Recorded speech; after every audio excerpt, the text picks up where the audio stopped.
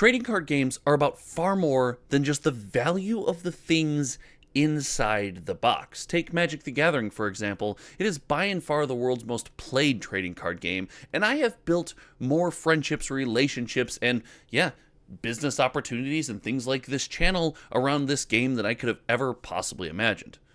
With that being said, it's also very nice to know that things that we work so hard to obtain and chase retain some of their value and are collectible and valuable to some kind of extent. And in the vein of that conversation, I wanted to take a look at a couple Magic the Gathering products that have what I consider to be insane EVs. For those who don't know, EV is expected value, or what you theoretically will get when you open a booster box. Now, this is riddled with variance, a ton of variables that we cannot control, and to look at some of this and take some of the complexity out of it, we turn to our friends over at Mox Alpha. If you want to sign up for Mox Alpha, care about the EV of a box, or use it to boost your store, use promo code HometownTCG at checkout to save a couple dollars here and there, and it helps support the channel. But more importantly for you, the fans out there, people like me who want to know how we're spending our hard-earned money, I think it's important to note, hey, before I buy some of these, there's some value to be had out there. So let's take a look at some products that I think have pretty insane EVs.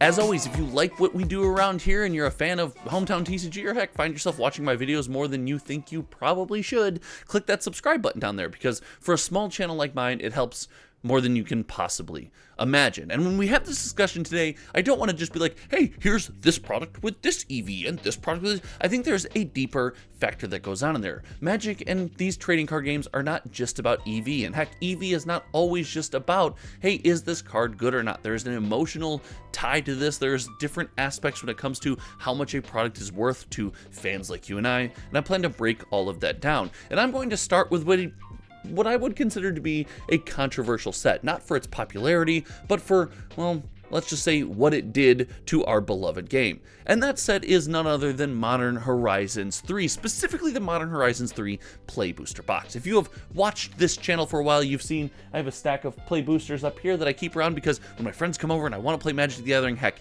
it's fun to play the Modern Horizons sets. But I found myself being curious. There's been several bans. The modern format has changed drastically. This product cannot be good from a value standpoint anymore, can it? And while it was a wildly popular product, as we head over to cardboardfinance.com, the application that we built right here on the channel to track every single sold listing of sealed product for major TCG releases on TCG Player, whoo, that's getting to be a mouthful. If you want to support that, click the Join Channel Members button. It's $5 a month. It helps me so I don't have to pay all these server costs. We see that the Play Booster Box was by and far the most popular product sold in this window for this release, and frankly, that makes sense. The Play Booster Box is something that I have always loved about Magic the Gathering. It combines the ability to crack packs and get good cards to put in your deck, and the ability to be able to just sit down and play with a product. That's why I'm such a big advocate for Commander deck sets that come with 4 decks, not two wizards. Stop doing 2, give us 4, because then we can sit down and just play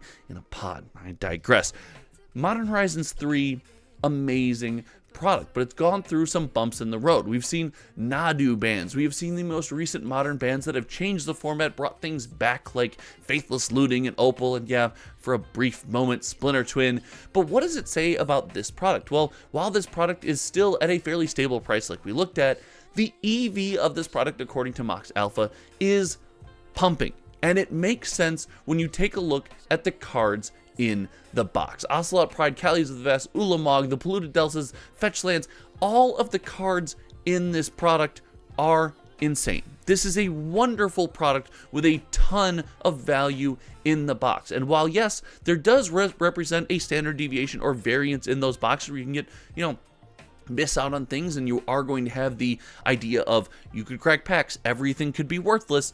There is a lot of consistency in this product, and there's a lot of cards that do what I think are the sweet spot in Magic the Gathering, where when you open the pack, you get a card that is the value of the pack. For most players, for most fans, for most collectors, that just feels good. It feels like it takes a lot of that risk out of your hands. For this reason, Modern Horizons 3 has an insane EV. Thanks to everyone over at Mox Alpha, we're able to look at this, and when you look at that combined with the popularity of the product, I think there's a wonderful opportunity to have some of these boxes around, to use them to play, to use them to have an opening experience, and then, yeah, still soak up a little bit of value. Now, I'm not advocating for buying these boxes up and investing and reselling and spending your money. None of this is financial advice. This is just trends that I notice and the pattern in which I look before I spend my hard-earned money. But it's nice to know that for a product like this, when we spend the dollarinos that we work so hard for, that there's something at the end of the tunnel. There's a light, and it's one of the things that, in my opinion, makes trading card games so beautiful. You have this collection, you have all these pieces that you've used to play a game with your friends, your family, and build these connections, and at the end of the day, if you decide you're done with it and it's just no longer for you, well, you can scrape a little bit of that value back through something like the secondary market. And while Modern Horizons 3 is a wonderful example of like, hey, good product, tons of EV, everyone loves it, this is far-reaching, our next product is far more controversial. And before I flip back over to the other screen, I'm going to tell you, I want you to take emotion away from this. I want you to take away the fact that this is Magic the Gathering characters and hats. I want you to think about the cards in the box and realize that when it comes to value, Murders at Karlov Manor and the Play Booster box is something that is not only obtainable to most Magic the Gathering fans at currently $115 before shipping and tax on TCG Player, but it is widely and readily available. I know that you know a store that has Karlov Manor that probably doesn't want Karlov Manor anymore. And it's wild because at this time, Karlov Manor is a year old. It's a year old, but this product has gone through a bit of a renaissance, a resurgence, if you will. And the Karlov Manor Play Booster box for $115 is a far more popular product than we would have imagined. Now, the caveat is there was a TCG Player sale, as we see with Innistrad Remastered going on right now as of the recording of this video, but it was the most popular way to handle, to play around, to experience Karlov Manor, and because of that, I think a lot of people really let the bad taste in their mouth sour too much, because when you look at the EV of the product for Karlov Manor, we're sitting at a positive EV with one of the biggest green flags, clutch moments, good things about a Magic set is a ridiculous land cycle, taking out the idea that we have the special guests and the cards that you can chase somewhere. The dig lands, the undercity sewers, the theaters, the mortuaries, these cards on the secondary market are massive wins. These cards are seeing more play. These specific lands, this land cycle is seeing more play than almost any other card released in the last couple years. It's frankly astonishing. It's insane. And it comes in a product that is ready to be had at a moment's notice. And it doesn't stop there. Things like Delaney are amazing. You have a Hedge Maze in here, a Ghostly Prison, which still holds a couple values. Yes, that's a special version and all that. But still, there are cards in this product that really satisfy that urge to crack a pack, get some value out of the set, and have some fun. When you take a step back and you look at Karlov Manor, and we just dig into cards looking at high to low, and we try to ignore some of the serialization because I don't know if this set serialization really hit with the community. We look at things like Delny, again, the land cycle that we looked at. There's a Vein Ripper in this set, which has become a staple, especially in things like Commander.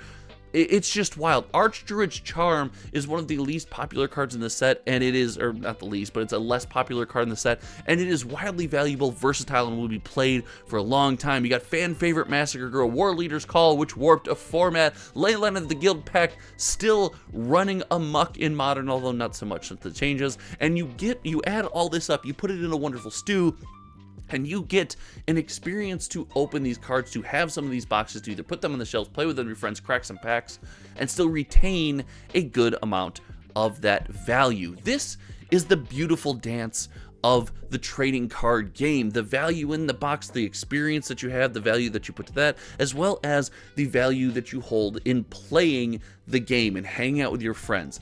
I think these two products are wildly undervalued. I think the EV of these products is just another bump. It's an additional reason why you should look at adding some of these to your collection, having some experience, cracking some packs, and go into it with maybe a new mind, especially when it comes to Karlov Manor. Is there a set that you think has wild EV that we didn't talk about today? Do you know? Have you been over to Mox Alpha and you already know what these sets are? Let me know down in the comments section below. Thank you so much for hanging out today. Until next time, you guys know me. My name is Josh. I'm going to link a video over here. It probably already showed up because I did my intro in the reverse order. And if you could, click it because I truly think you'll enjoy it. All right, we'll see you all around. Thanks. Bye.